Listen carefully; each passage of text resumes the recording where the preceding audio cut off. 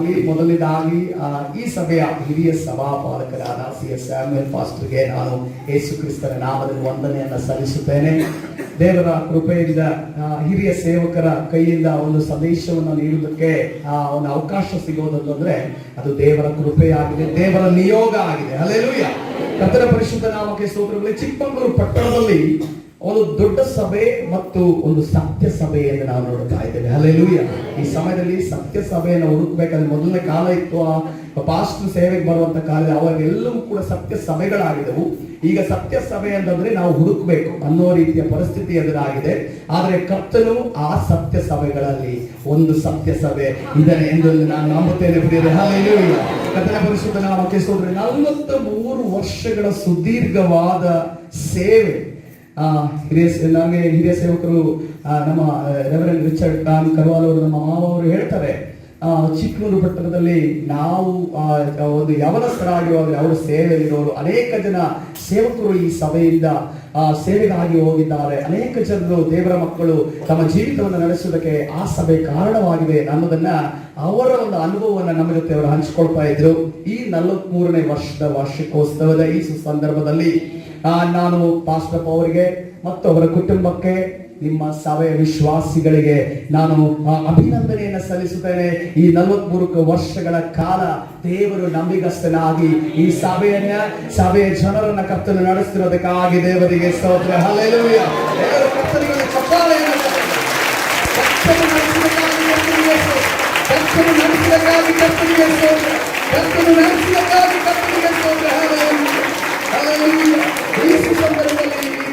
ವರ್ಷಗಳ ಈ ವಾರ್ಷಿಕೋತ್ಸವದಲ್ಲಿ ನಾನು ಮತ್ತು ನನ್ನ ಪತ್ನಿ ಸೇವೆಗಾಗಿ ಆಹ್ವಾನ ಮಾಡಿರುವುದಕ್ಕೆ ನಾವು ಧನ್ಯರಾಗಿದ್ದೇವೆ. ಕರ್ತನು ಮಹಿಮೆ ಹೊಂದುವುದಾಗಲಿ. ಕರ್ತನ ಸನ್ನಿಧಾನದಲ್ಲಿ ವಿಶೇಷವಾಗಿ ನಾವು ಮತ್ತು ನಿಮ್ಮ ಸಭಾಪಾಲಕರು ನಾವು ಸಂಧಿಸಿದ್ದು ಒಂದು ನಮ್ಮ ಸಭೆಯ ಮಗಳ ಒಂದು ಮದುವೆಯಲ್ಲಿ ಸಂಧಿಸುವಂತ ಅವಕಾಶ ಒದಗಿ ಬಂತು. ಅವ್ರನ್ನ ನಾನು ಮೊದಲನೇ ಬಾರಿ ಅವತ್ತು ನೋಡಿ ಅವರನ್ನ ನಾವು ಮೊದಲನೇ ಬಾರಿ ಅವರನ್ನ ದೇವರಿಗೆ ಸ್ತೋತ್ರ. ನನಗೆ ಸ್ಯಾಮ್ಯುಯಲ್ ಪಾಸ್ಟರ್ ಅಂದ್ರೆ ಇಷ್ಟ. ಯಾಕೆ ಅಂತಂದ್ರೆ ಅವರು ಸತ್ಯ ಸುವಾರ್ತೆಯನ್ನ ಸಾರುತ್ತಾರೆ. ಹಲ್ಲೆಲೂಯಾ. ಈ ಸತ್ಯ ಸುವಾರ್ತೆ ಅಂದ್ರೆ ಏನು? ಸತ್ಯವೇದದಲ್ಲಿ, ಯಾವ ಸತ್ಯವೇದದಲ್ಲಿ ದೇವರಾದ ರಾಜಾದಿರಾಜನು ಕರ್ತಾದಿಕರ್ತನು ದೇವಾದಿ ದೇವನು ಆದ ಯೇಸು ಕ್ರಿಸ್ತನ ವಿಚಾರವಾಗಿ ಏನು ಬರೆಯಲ್ಪಟ್ಟಿದೆಯೋ, ಈ ಸತ್ಯದಲ್ಲಿ ಏನು ಬರೆಯಲ್ಪಟ್ಟಿದೆಯೋ ಅದನ್ನೇ ಸಾರುವಂತ ಸಭೆ ಅದು ಸತ್ಯ ಸಭೆ ಆಗಿದೆ. ಹಲ್ಲೆಲೂಯಾ. ಅದನ್ನ ಸಾರುವಂತ ಸೇವಕರು ಸತ್ಯ ಸೇವಕರಾಗಿದ್ದಾರೆ. ಅದೇ ರೀತಿಯಲ್ಲಿ ಅದನ್ನ ಸಾರುವಂತ ಸಭೆ ಏನಿದೆ ಅದು ಸತ್ಯ ಸಭೆಯಾಗಿದೆ ಅನ್ನೋದನ್ನ ನಾವು ನೋಡ್ತೇವೆ. ಹಲ್ಲೆಲೂಯಾ. ಕರ್ತನ ಪರಿಶುದ್ಧ ನಾಮಕ್ಕೆ ಸ್ತೋತ್ರವಾಗಲಿ. ಚಿಕ್ಕಮಗಳೂರು ಪಟ್ಟಣದಲ್ಲಿ ನಾವು ಗಮನಿಸ್ತೇವೆ, ಬಹಳ ಒಂದು ಸುಂದರವಾದ ಪಟ್ಟಣ ಮತ್ತು ಅನೇಕ ಜನರು ಪ್ರವಾಸಿಗಳು ಬರುವಂತಹ ಪಟ್ಟಣ. ಆದರೆ ನನಗೆ ಈ ಚಿಕ್ಕಮಗಳೂರು ಪಟ್ಟಣದ ವಿಚಾರವಾಗಿ ನಾನೇನು ಕೇಳಿದ್ದೆ ಅಂತಂದ್ರೆ, ಅನೇಕ ದೊಡ್ಡ ದೊಡ್ಡ ಮೀಟಿಂಗ್ಗಳು, ದೊಡ್ಡ ದೊಡ್ಡ ಸೇವಕರು ಇಲ್ಲಿ ಒಂದು ಮೀಟಿಂಗ್ಸ್ ಗಳನ್ನ ನಡೆಸಿದ್ದಾರೆ. ಒಂದು ಉಜ್ಜೀವನದ ಕಾಲ ಇಲ್ಲಿ ನಡೆಯಿತು ಅನ್ನೋದನ್ನ ನಾನು ಕೇಳಲ್ಪಟ್ಟಿದ್ದೆ. ಮತ್ತು ಅನೇಕ ಜನರು ಈ ಒಂದು ಪಟ್ಟಣದಲ್ಲಿ ದೇವರ ವಾಕ್ಯದ ಒಂದು ಉಜ್ಜೀವನ, ಅನೇಕರು ಭಕ್ತಿ ಸಂಜಯನ ಆಗ್ಬೇಕಾದ್ರೆ ಹಾಸನ ಪಟ್ಟಣದಿಂದ ಬೆಂಗಳೂರು, ಅದೇ ರೀತಿ ಮೈಸೂರು, ಚಿಕ್ಕಮಗಳೂರು ಪಟ್ಟಣಕ್ಕೆ ಬರ್ತಾ ಇದ್ರು. ಆ ಒಂದು ಭಕ್ತಿ ಸಂಜೀವನದಲ್ಲಿ, ಆ ಒಂದು ಕೂಟಗಳಲ್ಲಿ, ಆ ಸಭೆಗಳ ಮಧ್ಯದಲ್ಲಿ ಆರಾಧನೆ ಮಾಡುವುದಕ್ಕೋಸ್ಕರವಾಗಿ, ಅದಕ್ಕೋಸ್ಕರವಾಗಿ ಈ ಕಾಲದಲ್ಲಿ ಉಜ್ಜೀವನದ ಆತ್ಮನ ಸ್ಮರಿಸುವಿಗೋಸ್ಕರವಾಗಿ ಪ್ರಿಯರೇ ಚಿಕ್ಕಮಗಳೂರು ಜಿಲ್ಲೆಯಲ್ಲಿ ಅದನ್ನ ಬಯಸುವಂತವ್ರು ಈ ಸಮಯದಲ್ಲಿ ಇದ್ದೀರಾ. ಹಲ್ಲೆಲೂಯಾ. ಆ ಒಂದು ಜೀವನ ನಮ್ಮ ಪಟ್ಟಣದಲ್ಲಿ ಉಂಟಾಗಬೇಕು. ಆ ಕಡೆಯ ಕಾಲದ ಆತ್ಮನ ಸುರಿಸುವಿಕೆ ನಮ್ಮಲ್ಲಿ ಉಂಟಾಗಬೇಕು ಅನ್ನೋದನ್ನ ಬಯಸುವವರಿದ್ದೀರಾ. ಈ ಸಮಯದಲ್ಲಿ ಬಯಸುವವರು ಇರುವುದಾದರೆ 1-2 ನಿಮಿಷಗಳ ಕಾಲ ನಾವು ಬಲವಾಗಿ ಈ ಚಿಕ್ಕಮಗಳೂರು ಪಟ್ಟಣಕ್ಕೋಸ್ಕರ ನಾವು ಪ್ರಾರ್ಥನೆ ಮಾಡೋಣ ಪ್ರಿಯರೇ. ಬಾಯನ್ನು ತೆರೆದು ಈ ಸಮಯದಲ್ಲಿ ಕರ್ತನೇ ನಾಮಕ್ಕೆ ಸ್ತೋತ್ರ ಸ್ವಾಮಿ. ಪರಿಶುದ್ಧನಾದರೆ ಚಿಕ್ಕಮಗಳೂರು ಪಟ್ಟಣವನ್ನು ಆಶೀರ್ವಾದ ಮಾಡು. ಕರ್ತನೇ ಸೇವಕರನ್ನು ಆಶೀರ್ವದಿಸು. ಕರ್ತನೇ ಇಲ್ಲಿರುವ ಸಭೆಗಳನ್ನು ಆಶೀರ್ವದಿಸು. ಎಲ್ಲ ಸಭೆಗಳು ಸತ್ಯ ಸಭೆಯಾಗಿ, ಸತ್ಯ ಸುವಾರ್ತೆಯನ್ನು ಸಾರುವ ಸಭೆಯಾಗಿ, ಕರ್ತನೇ ರಾಜ ಸತ್ಯವನ್ನ ಕರ್ತನೇ ಬೋಧಿಸುವಂತ ಸಭೆಯಾಗಿ ಮಾರ್ಪಡುವ ಹಾಗೆ ಕರ್ತನೇ ನೀನು ಕಾರ್ಯ ಮಾಡು ಸ್ವಾಮಿ. ಎಲ್ಲರೂ ನಿನ್ನ ಕೊಂಬೆಗಳಾಗಿದ್ದಾರೆ. ಕರ್ತನೇ ನಿನ್ನ ಮರದ ಕೊಂಬೆಗಳಾಗಿ ನಂಬಿಗಸ್ತರಾಗಿ ಸೇವೆ ಮಾಡುವಾಗ, ಆತ್ಮಗಳನ್ನ ಸಂಪಾದನೆ ಮಾಡುವಾಗ, ಆತ್ಮಗಳಿಂದ ಕರ್ತನೇ ಪರಲೋಕ ರಾಜ್ಯಕ್ಕೆ ಸಂದಾಯ ಮಾಡುವಾಗ, ಒಬ್ಬೊಬ್ಬರನ್ನು ನಡೆಸುವುದಕ್ಕಾಗಿ ಸ್ತೋತ್ರ ಕರ್ತನೇ. ಈ ಕಠಿಣವಾದ ಜಾಗದಲ್ಲಿ ಒಂದು ಪ್ರಬಲವಾದ ಸೇವೆ ಕರ್ತನೇ ಆಗುವುದಕ್ಕಾಗಿ ಸ್ತೋತ್ರ. ಕಾವುದಕ್ಕಾಗಿ ಸ್ತೋತ್ರ.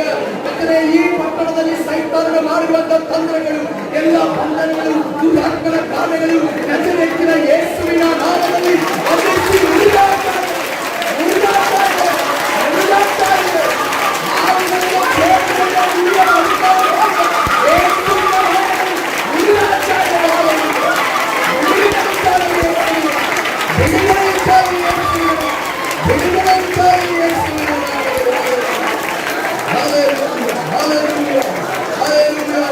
ನಾವು ಚಿಕ್ಕಮಗಳೂರು ಪಟ್ಟಣವನ್ನ ಯೇಸುವಿಗೋಸ್ಕರ ಸ್ವಂತ ಮಾಡೋಣ.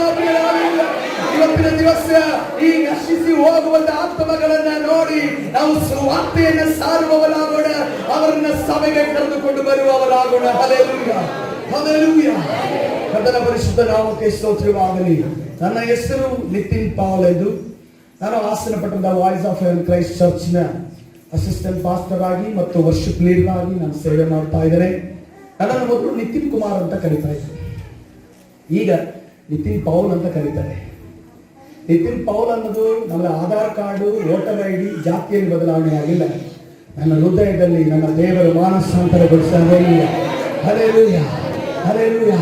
ಇವತ್ತಿನ ದಿವಸ ಪ್ರಿಯರೇ, ನಾವು ಮಾನಸಾಂತರದ ಕಡೆ ಬರಬೇಕಾಗಿದೆ. ನಾವು ದೇವರ ಕಡೆ ತಿರುಗಿಕೊಳ್ಳಬೇಕಾಗಿದೆ. ಆದ್ರೆ ಈ ನಿತಿನ್ ಕುಮಾರ್ ನಿತಿನ್ ಪೌಲ್ ಆಗಿದೆ ಹೇಗೆ ಅನ್ನೋದನ್ನ ನನ್ನ ರಕ್ಷಣೆ ಹೊಂದಿದ ಸಾಕ್ಷಿಯನ್ನ ನಿಮ್ಮ ಮುಂದೆ ನಾನು ಇರಲಿಕ್ಕೆ ಬಯಸ್ತಾ ಇದ್ದೇನೆ. ಕರ್ತನ ಸನ್ನಿಧಾನದಲ್ಲಿ ಈ ಸಮಯದಲ್ಲಿ ಈ ಸಾಕ್ಷಿಯನ್ನ ಕೇಳಲಿಕ್ಕೆ ಹೋಗೋಣ. ನನ್ನ ಹುಟ್ಟೂರು ಮಂಗಳೂರು ಪಟ್ಟಣ. ನಾನು ಒಂದು ಹಿಂದೂ ಕುಟುಂಬದಲ್ಲಿ ಜನಿಸಿದವನಾಗಿದ್ದೇನೆ.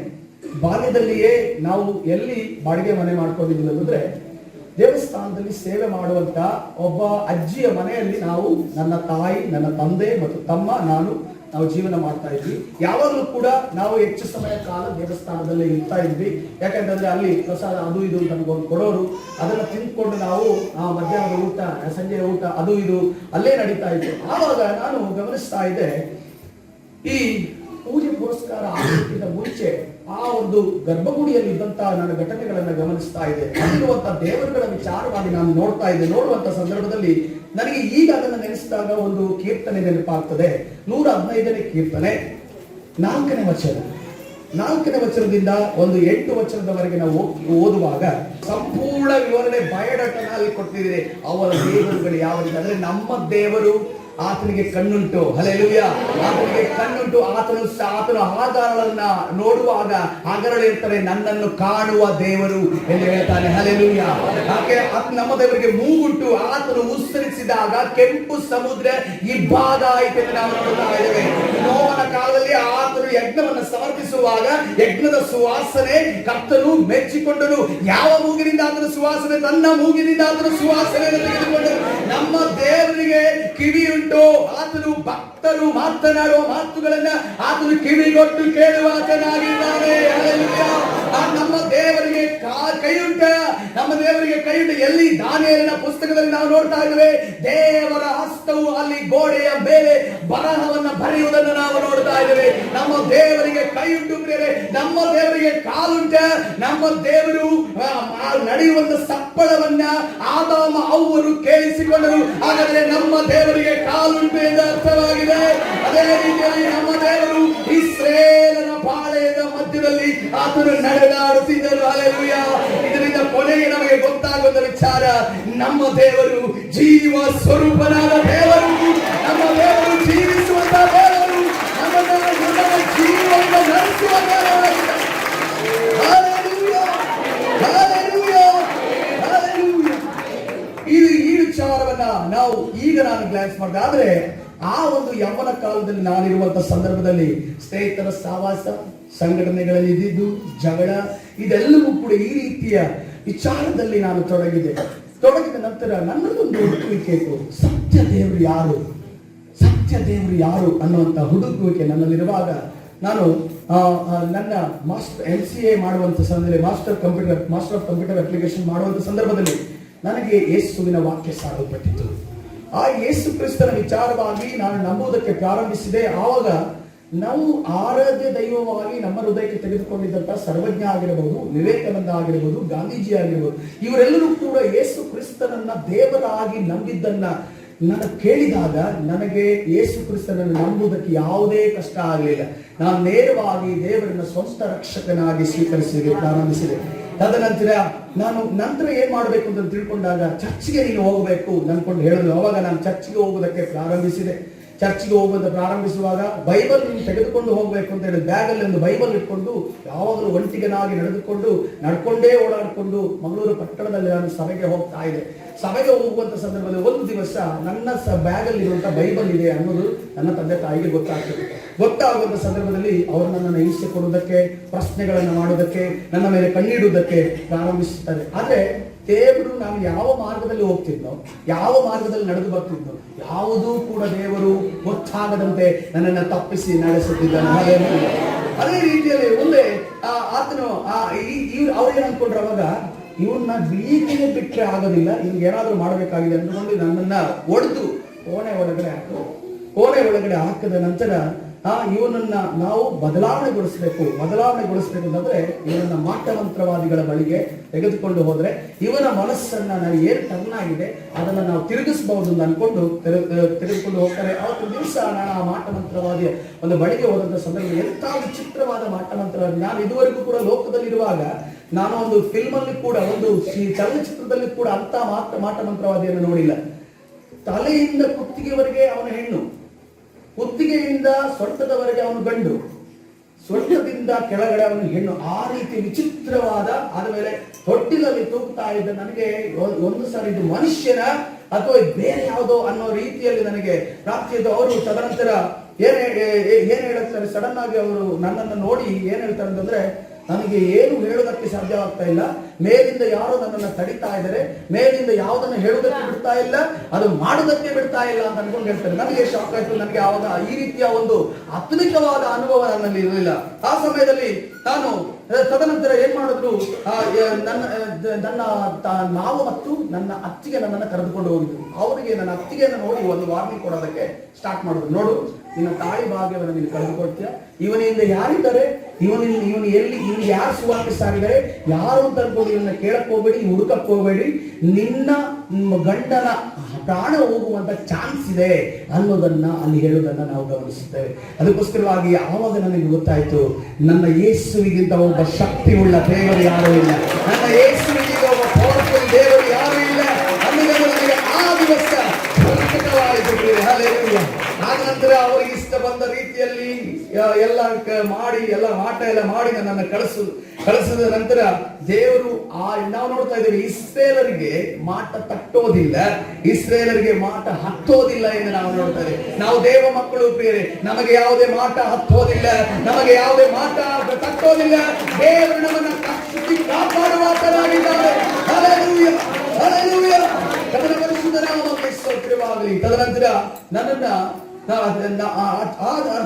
ನನ್ನ ಗಮನಿಸುವುದಕ್ಕೆ, ನೋಡುವುದಕ್ಕೆ ಎಲ್ಲ ಪ್ರಾರಂಭಿಸಿದ್ರು. ತದನಂತರ ಇವನಿಗೆ ಏನೋ ಒಂಥರ ಹುಚ್ಚು ತರ ಆಗಿದೆ, ಇವನನ್ನ ಹುಚ್ಚಾಸ್ಪತ್ರೆ ತೆಗೆದುಕೊಂಡು ಹೋದ್ರೆ ಇವನು ಸರಿ ಹೋಗ್ಬಹುದು, ಇವನನ್ನ ಮನಸ್ಸು ಎಲ್ಲೋ ಇವನಿಗೆ ಡೈವರ್ಟ್ ಆಗಿದೆ ಅಂತ ಅನ್ಕೊಂಡು ತೆಗೆದುಕೊಂಡು ಹೋಗೋದಕ್ಕೆ ಇವರು ಆಲೋಚನೆ ಮಾಡ್ತಿದ್ರಾಗ ನನಗೆ ತುಂಬಾ ದುಃಖ ಆಯ್ತು.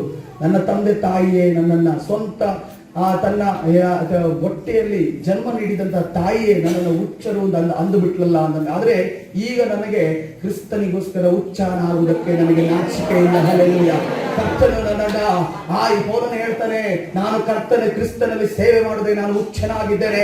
ಅದೇ ರೀತಿಯಲ್ಲಿ ನಾನು ಕರ್ತನಿಗೋಸ್ಕರ ಹುಚ್ಚನೆನಿಸಿಕೊಳ್ಳಲು ನಾನು ಯಾವುದೇ ನಾಚಿಕೆ ನನಗಿಲ್ಲ. ಯಾಕೆಂದ್ರೆ ನಾವು ಕರಗಳನ್ನು ಎತ್ತುವಾಗ, ನಾವು ಸ್ತೋತ್ರ ಮಾಡುವಾಗ, ನಾವು ಅನ್ಯ ಭಾಷೆಯನ್ನು ನುಡಿಯುವಾಗ, ಈ ಅನ್ಯ ಜನರು ನೋಡುವಾಗ ಏನಂತಾರೆ, ಇವರು ಹುಚ್ಚು ತರ ಆಡ್ತಾ ಇದ್ದಾರೆ. ಆದ್ರೆ ಕ್ರಿಸ್ತನಿಗೋಸ್ಕರ ನಾವು ಹುಚ್ಚರಾಗುವುದಕ್ಕೆ ನಾವು ಸಿದ್ಧರಾಗಿದ್ದೇವೆ. ಕರ್ತನು ನಮ್ಮನ್ನು ಜ್ಞಾನವಂತರಾಗಿ ನಿಲ್ಲಿಸಲು ಶಕ್ತನಾಗಿದ್ದಾರೆ. ಹಲ್ಲೆಲೂಯಾ. ತದನಂತರ ಕರ್ತನ ಪರಿಶುದ್ಧ ನಾಮಕ್ಕೆ ಸ್ತೋತ್ರವಾಗಲಿ. ನಾನು ಬೆಂಗಳೂರು ಪಟ್ಟಣಕ್ಕೆ ಕೆಲಸಕ್ಕೆ ಬಂದದ್ದು ಕೂಡ ಬಹಳ ಒಂದು ಅದ್ಭುತದ ವಿಚಾರವೇ.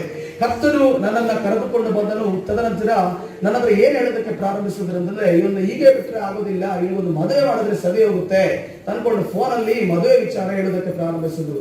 ಆವಾಗ ನಾನು ಆಲೋಚನೆ ಮಾಡಿದೆ, ಇನ್ನೂ ಲೇಟ್ ಆದ್ರೆ ಒಳ್ಳೇದಲ್ಲ, ನಾನು ನನ್ನ ರಕ್ಷಣೆಯ ವಿಚಾರವಾಗಿ ಇವರಿಗೆ ಹೇಳ್ಬಿಡ್ತೀನಿ. ರಕ್ಷಣೆ ವಿಚಾರ ಹೇಳಿಬಿಟ್ರೆ ಇವರು ಸುಮ್ಮನೆ ಆಗ್ತಾರೆ ಅಂತ ಅಂದುಕೊಂಡು ನಾನು ಏನ್ ಮಾಡಿದೆ, ಈ ವಿಚಾರವನ್ನು ಹೇಳೋಣ ಅಂತಂದ್ರೆ, ನಮ್ಮ ಕುಟುಂಬದಲ್ಲಿ ನನ್ನ ತಾಯಿಯ ತಮ್ಮಂದಿರು 3 ಜನ ಕೂಡ ರೌಡಿಸಂ ಅಲ್ಲಿ ಇದ್ರು. ಈಗಲೂ ಕೂಡ ಅನೇಕ ಬಾರಿ ಏನಾದ್ರೂ ಗಲಾಟೆಯಲ್ಲಿ ಮಂಗಳೂರು ಪಟ್ಟಣದಲ್ಲಿ ಆಗೋದಾದ್ರೆ ಪೊಲೀಸರವ್ರನ್ನ ಕರೀತಾರೆ ಸೈನ್ ಆಗಲಿಕ್ಕೆ ಅಂತ ಅನ್ಕೊಂಡು. ಆ ರೀತಿಯಲ್ಲಿ ಅದರಲ್ಲೂ ಕೂಡ ಮುಂಬೈಯಲ್ಲಿ ಒಬ್ಬರು ಬಹಳ ಒಂದು ರೌಡಿಸಂನ ಕ್ರಿಯೆಗಳಲ್ಲಿ ಭಾಗವಾಗಿದ್ದು ನನ್ನ ಮಾವ, ಅವರ ವಿಚಾರವಾಗಿ ನನಗೆ ಬಹಳ ಭಯ ಇತ್ತು. ಏನಾಗುತ್ತೋ ಏನೋ, ಏನ್ ಮಾಡ್ತಾರೆ. ಅವರು ಮುಂಬೈಯಲ್ಲೇ ಇದ್ದುಕೊಂಡು ಮಂಗಳೂರಲ್ಲಿ ಕೆಲಸ ಮಾಡಿಸುವಂತ ಕೆಪಾಸಿಟಿ ಉಳ್ಳಂತ ವ್ಯಕ್ತಿ ಆಗಿದ್ರು. ಅವರ ಒಂದು ಕೈಯಲ್ಲಿ ಸಿಕ್ಕಾಕೊಂಡ್ರೆ ನಾನೇನ್ ಮಾಡ್ಲಿ ಅನ್ನೋದನ್ನ ಹೇಳುವಂತ ಸಂದರ್ಭದಲ್ಲಿ ನನಗೆ ಧೈರ್ಯ ಬೇಕಿತ್ತು. ಆ ಸಮಯದಲ್ಲಿ ನಾನು ಪಾಸ್ಟರ್ ರಿಚರ್ಡ್ ಅವರಿಗೆ ಹಾಸನಿಗೆ ನಾನು ಫೋನ್ ಕೇಳುವಾಗ ಅವರು ಏನ್ ಹೇಳೋದು ಅಂತಂದ್ರೆ, ನೀನು ಹೋಗಿ ಯಾರು ಕೇಳ್ಬೇಕು ಗೊತ್ತಾ, ನಿನ್ನ ರೌಡಿ ಮಾವ ಇದ್ದಾನೆ ಮುಂಬೈ ಅವನಿಗೆ ಹೋಗಿ ಮೊದಲನೇದಾಗಿ ನೀನು ಕ್ರಿಸ್ತನನ್ನ ನಂಬಿದ್ಯಾ ಅಂತ ಹೇಳಬೇಕು ಅಂತ ಹೇಳ್ಬಿಟ್ರು. ಆದ್ರೆ ನನಗೆ ಹೇಳಕ್ಕೆ ಧೈರ್ಯ ಬೇಕಲ್ಲ ಅನ್ನೋ ರೀತಿಯಲ್ಲಿ ನಾನು ಅಂದ್ಕೊಂಡೆ. ಆದ್ಮೇಲೆ ಹೇಗೋ ಮಾಡಿ ಪಾಸ್ಟರ್ ಹೇಳಿದಾರಲ್ಲ, ದೇವರು ಹೇಳಿದ ಮಾತು ಅಂತ ಅನ್ಕೊಂಡು ನಾನು ಅವರಿಗೆ ಫೋನ್ ಮಾಡಿ ಏನಂತ ತಿಳಿಸಿ, ನಾನು ಕ್ರಿಸ್ತನನ್ನ ನಂಬಿದ್ದೀನಿ, ನಾನು ಈ ರೀತಿಯಲ್ಲಿ ನಂಬಿಕೆಯಲ್ಲಿ ಇದ್ದೀನಿ ಅಂತ ಅನ್ಕೊಂಡು ಹೇಳಿದ ಕೂಡಲೇ ಅವರು ಏನು ರೈಸ್ ಆಗಿಲ್ಲ. ಅವರು ಸಂಪೂರ್ಣವಾಗಿ ಕುಸಿದೋಗ್ಬಿಟ್ಟು ನನ್ನ ಅಮ್ಮನಿಗೆ ನಾನು ಈ ವಿಚಾರನೆ ಹೇಗೆ ಹೇಳಿ ಅವಳು ಸತ್ತೇ ಹೋಗ್ಬಿಡ್ತಾಳೆ ಅಂತ ಅನ್ಕೊಂಡು ಅವರು ಕಳವಳ ಭಯ ಆಗ್ಲಿಕ್ಕೆ ಸ್ಟಾರ್ಟ್ ಆದ್ರು. ತದನಂತರ ಇವನನ್ನು ಹೇಗಾದ್ರೂ ಮಾಡಿ ಇದರಿಂದ ಬಿಡಿಸ್ಬೇಕು ಅಂತ ಅನ್ಕೊಂಡು ನಾನು ಊರಲ್ಲಿ ಇರುವಾಗ ಸಂದರ್ಭದಲ್ಲಿ ಇವರನ್ನ ಒಂದು ವ್ಯಕ್ತಿಯನ್ನ ನಾನು ಕಾಂಟ್ಯಾಕ್ಟ್ ಮಾಡ್ತೀನಿ.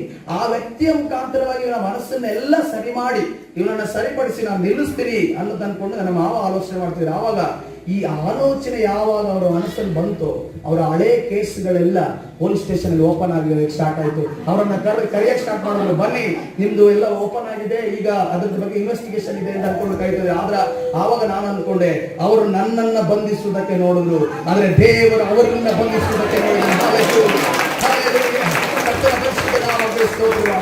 ಆ ರೀತಿಯಲ್ಲಿ ತದನಂತರ ಅವರು ಇನ್ನೂ ಕೂಡ ನನ್ನನ್ನು ಪ್ರಬಲವಾಗಿ ಕಟ್ ಮಾಡೋದಕ್ಕೆ ಸ್ಟಾರ್ಟ್ ಮಾಡಿದ್ರು. ಫೋನಲ್ಲಿ ನನಗೊಂದು ಧಮಕಿ ಆಗೋದಕ್ಕೆ, ನೀನು ಒಂದು ವೇಳೆ ಬರದೆ ಹೋದ್ರೆ ನಿನ್ನನ್ನು ನಾವು ಅಲ್ಲೇ ಬಂದು ಸಾಯಿಸ್ತೀವಿ. ಯಾಕಂತಂದ್ರೆ ಮುಂಬೈ ಪಟ್ಟಣದಲ್ಲಿ ನಾನು ಪುಣೆಯಲ್ಲಿ ಆ ದಿವಸ ನಾನು ಆ ಸಂದರ್ಭದಲ್ಲಿ ನಾನು ಕೆಲಸಕ್ಕೆ ನಾನು ಹೋಗಿದ್ದೆ. ಆ ಸಂದರ್ಭದಲ್ಲಿ ಅಲ್ಲಿ ಪುಣೆಯಲ್ಲಿ ಕೆಲಸವನ್ನು ಮಾಡ್ತಾ ಇದ್ದೆ. ಈ ಮುಂಬೈಯು ಪುಣೆಗೂ ಇರುವಂತ ಡಿಸ್ಟೆನ್ಸ್ ಎಷ್ಟು ಅಂದ್ರೆ ಕೇವಲ 3 ಗಂಟೆಗಳ ಕಾಲ, ಟ್ರೈನಲ್ಲಿ 3 ಗಂಟೆಯಲ್ಲಿ ರೀಚ್ ಆಗ್ಬೋದು. ಆ ಒಂದು ಪರಿಸ್ಥಿತಿಯಲ್ಲಿ ಇದ್ದಂತ ನಾನು ಏನ್ ಮಾಡುತ್ತೋ ನನಗೆ ಗೊತ್ತಿಲ್ಲ, ಇವರು ನನ್ನನ್ನು ಕಿಡ್ನಾಪ್ ಮಾಡ್ತಾರೋ ಏನ್ ಮಾಡ್ತಾರೋ ನನಗೆ ಗೊತ್ತಿಲ್ಲ. ನಾನು ದೇವರಲ್ಲಿ ಬಲವಾಗಿ ನಂಬಿಕೊಂಡು ನಾನಿದ್ದೆ, ದೇವರೇ ನೀನೇ ಏನಾದ್ರು ಮಾಡು ಅಂತ ಅನ್ಕೊಂಡು ನಂಬಿದ್ದೆ. ಆವಾಗ ಏನಾಯ್ತು, ಅವರು ಅಲ್ಲಿಂದ ಫೋನ್ ಕಾಲ್ ಬಂತು, ನಿನ್ನನ್ನು ಅಲ್ಲಿಂದ ಎತ್ತಕೊಂಡು ಹೋಗ್ತೀವಿ ನಾವು ಬಂದು ಅಂತ ಅನ್ಕೊಂಡು. ಆದಿದ್ರೂ ಕೂಡ ಕರ್ತನೇ ನಿನ್ನ ಚಿತ್ತ ಸ್ವಾಮಿ ಏನಾದ್ರೂ ಆಗಿ ಅಂತ ಅನ್ಕೊಂಡು ನಾನು ಸುಮ್ಮನಿದ್ದೆ. ತದನಂತರ ದೇವರು ನನ್ನನ್ನ ಅಲ್ಲಿಂದ ಇಲ್ಲಿಯವರೆಗೂ ನನ್ನನ್ನು ಕಾಪಾಡಿ ನಡೆಸಿದ್ದಾನೆ. ನನ್ನ ರಕ್ಷಣೆಯನ್ನು ನಾನು ಸಾಧಿಸಿಕೊಳ್ಳುವ ಹಾಗೆ, ದೇವರಲ್ಲಿ ಗಟ್ಟಿಯಾಗಿ ನಿಲ್ಲುವ ಹಾಗೆ ಕರ್ತನು ಕೊಟ್ಟಂತ ಕೃಪೆಗಾಗಿ ಕರ್ತನಿಗೆ ಸ್ತೋತ್ರ. Hallelujah, hallelujah. ಕರ್ತನ ಪರಿಶುದ್ಧ ನಾಮಕ್ಕೆ ಸ್ತೋತ್ರವಾಗಲಿ. ಕರ್ತನ ಸನ್ನಿಧಾನದಲ್ಲಿ ತದನಂತರ 2012ನೇ ಇಸವಿಯಲ್ಲಿ ನಾನು ರಕ್ಷಣೆ ಹೊಂದೆ. 2013ನೇ ಇಸವಿಯಲ್ಲಿ ನಾನು ದೀಕ್ಷಾ ಸ್ನಾನವನ್ನ ಹಾಸನದಲ್ಲಿ ಪಡೆದುಕೊಂಡೆ. ತದನಂತರ 2014ನೇ ಇಸವಿಯಲ್ಲಿ ನಾನು 15ನೇ ಇಸವಿಯಲ್ಲಿ ನಾನು ಮದುವೆಯಾದೆ. ನನ್ನ ಹೆಂಡತಿ ಪ್ರಿಯಾಂಕಾ ಕರ್ವಾಲ್ ಅಂತ ಹೇಳಿ ಇವರೇ. ಅದೇ ರೀತಿಯಲ್ಲಿ ತದನಂತರ 2015 ಡಿಸೆಂಬರ್ ತಿಂಗಳಲ್ಲಿ ವರ್ಷಿಪ್ ಲೀಡರ್ ಆಗಿ ಮೊದಲನೇ ಬಾರಿ ಆರಾಧನೆ ಮಾಡುವುದಕ್ಕೆ, ದೇವರ ಸೇವೆ ಮಾಡುವುದಕ್ಕೆ ಕರ್ತನ ಅವಕಾಶವನ್ನ ಕೊಟ್ಟನು. ಈಗ ಅಲ್ಲಿಂದ ಇಲ್ಲಿಯವರೆಗೂ 9 ವರ್ಷಗಳ ಕಾಲ ಸೇವೆಯಲ್ಲಿರುವುದಕ್ಕೆ ಕರ್ತನು ನನ್ನನ್ನು ನಡೆಸಿದ್ದಾನೆ. ಅದಕ್ಕಾಗಿ ದೇವರಿಗೆ ಸ್ತೋತ್ರ. ಹಲ್ಲೆಲೂಯಾ.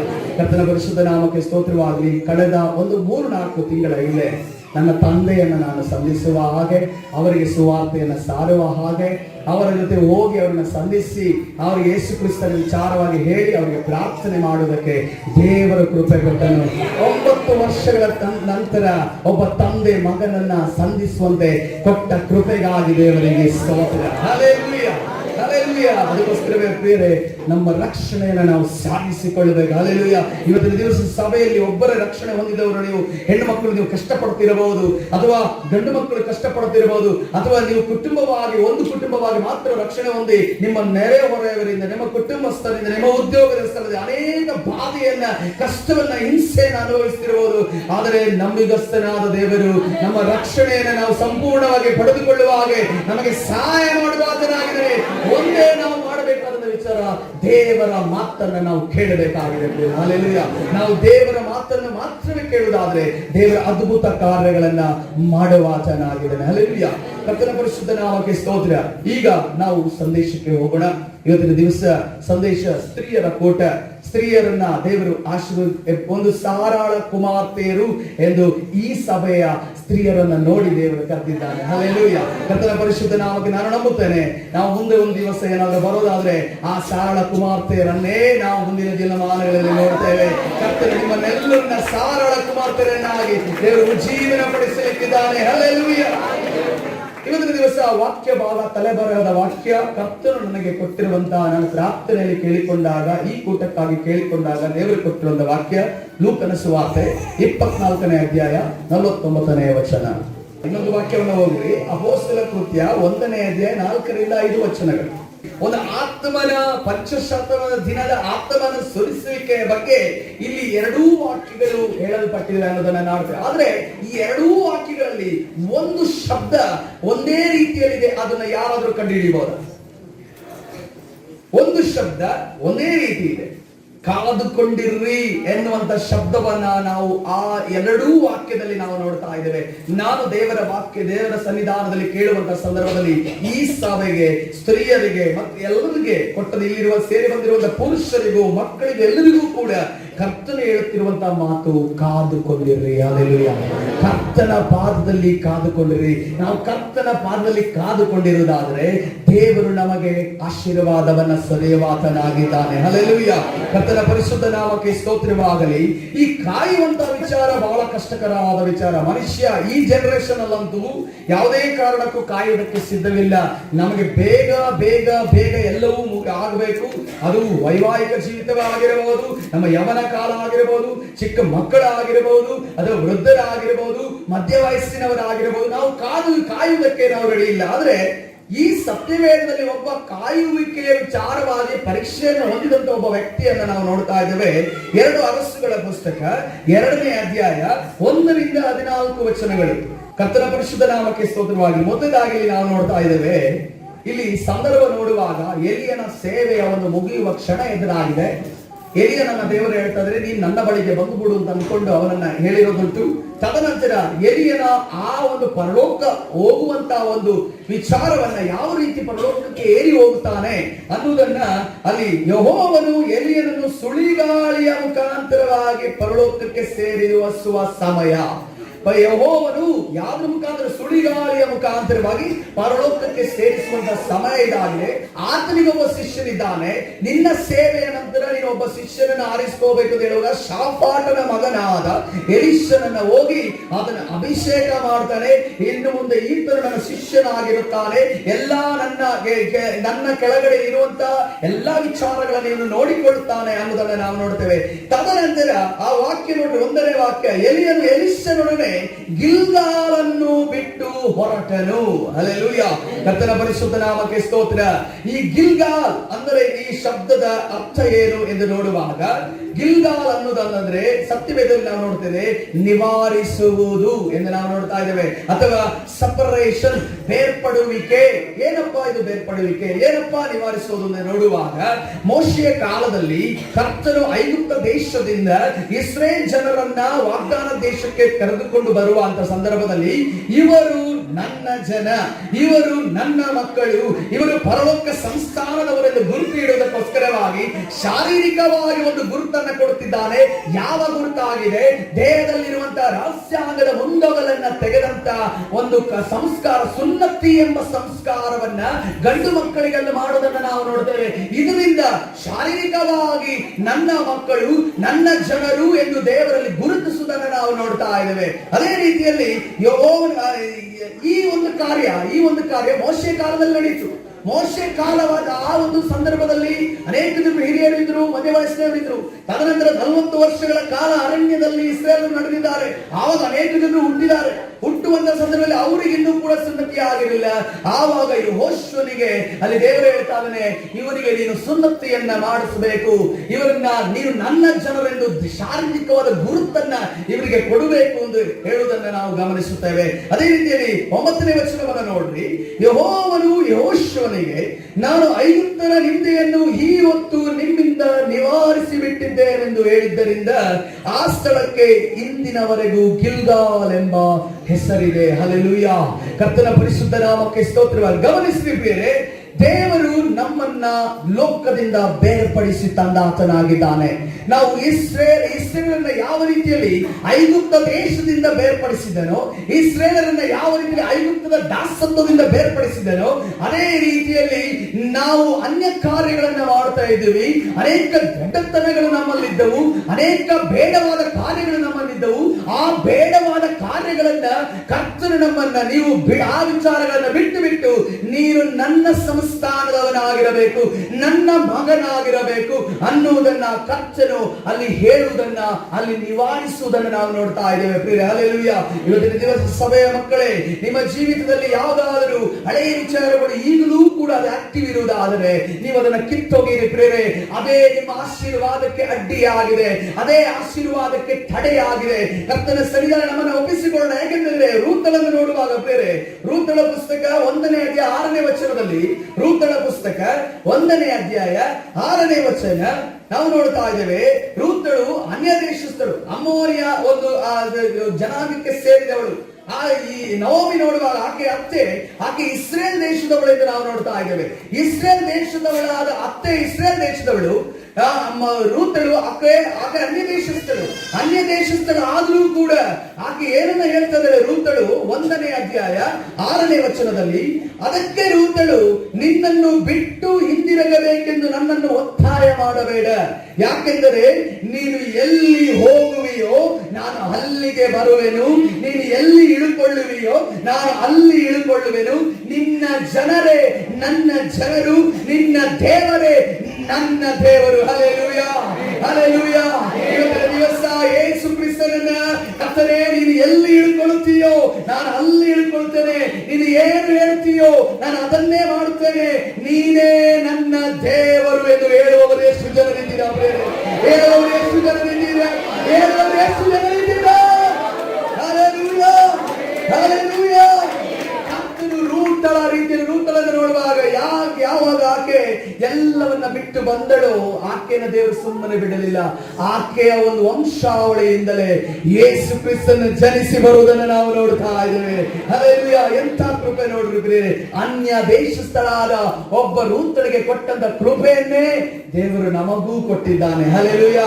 ಆ ಕೃಪೆಯನ್ನ ನಾವು ನಮ್ಮದಾಗಿಸಿ, ಸಂಪೂರ್ಣವಾಗಿ ನಮ್ಮದಾಗಿಸಿಕೊಳ್ಳೋಣ.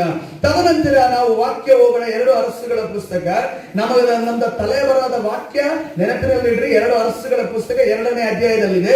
2ನೇ ವಚನದಲ್ಲಿ ನೋಡುವಾಗ ಅಲ್ಲಿ ಎಲ್ಲಿಗೆ ಹೋಗ್ಬೇಕು ಅಂತ ಹೇಳ್ತಾ ಇದ್ದಾರೆ?